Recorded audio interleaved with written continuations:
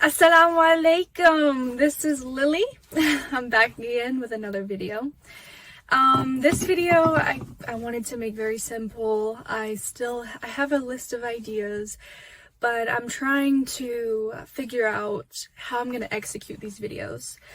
So thank you for your patience and thank you for supporting me so far. I know that it's only just a couple of people, but I really appreciate it. So today I wanted to talk about my revert story and how I found Islam. So, to begin with, it's actually a very long story.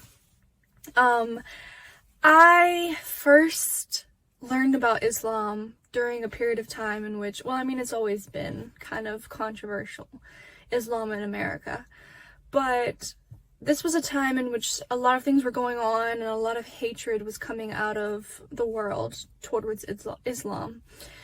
And I really wanted to understand why people were so angry with Muslims and Islam itself. So from there, I decided to ask one of my friends. She's Moroccan and also Muslim, and she gave me my first Quran. I really had the intention of reading verses inside of it and trying to figure out what people were angry about. But I ended up not doing so because I was only in middle school. I was only like 13, 14 at the time. So I was very childish for the time. Obviously, because I was 12, 13. But I knew that the Quran was a holy book. I knew that it was sacred. So I took very good care of it, and I still have it today. And I was gonna do like a show and tell, but I forgot to bring the book with me. It's Thanksgiving, so everybody's just celebrating right now. But, yeah. And for a couple of years, I was very lost, and I was very sad and depressed. And I think a lot of people feel this feeling before they come to Islam. They're really searching for a purpose. And I knew I always believed in God, but I did not find God through Christianity. It just wasn't my flavor, I guess you could say. And I know that's probably not the best way to articulate that, but that's the best way I can explain it for right now. I just did not connect with God through Christianity, and I tried really hard, especially in my beginning years from like the ages of 8 to 12. I tried really hard, and then I just gave up because I felt like Christianity just was not my way of connecting with God. And then fast forward to 2020, March of 2020, I began my journey to Islam. Seriously. I began watching other influencers on YouTube. One name that sticks out to me right now is Omaya Zain. A lot of people know her. She's very well known on YouTube and TikTok. And I loved her videos. I was watching her hijab tutorial videos. I was really inspired by her modesty.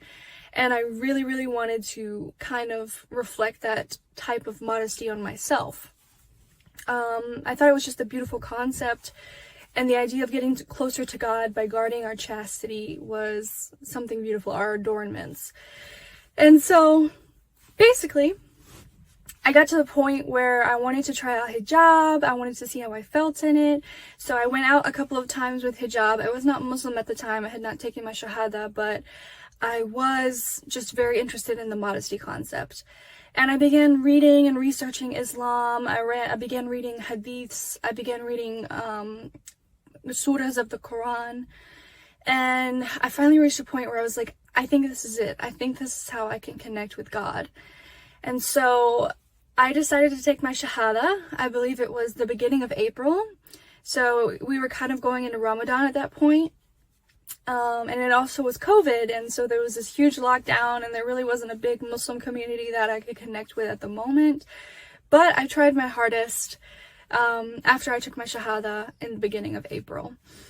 So that is how I became Muslim, and I've had a very long path. It's been a beautiful journey, 2 years in now, as I said in my last video.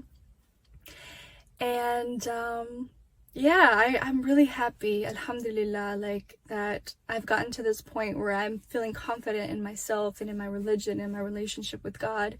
I think that's the most important thing for any Muslim, is to just be happy and in true connection with God.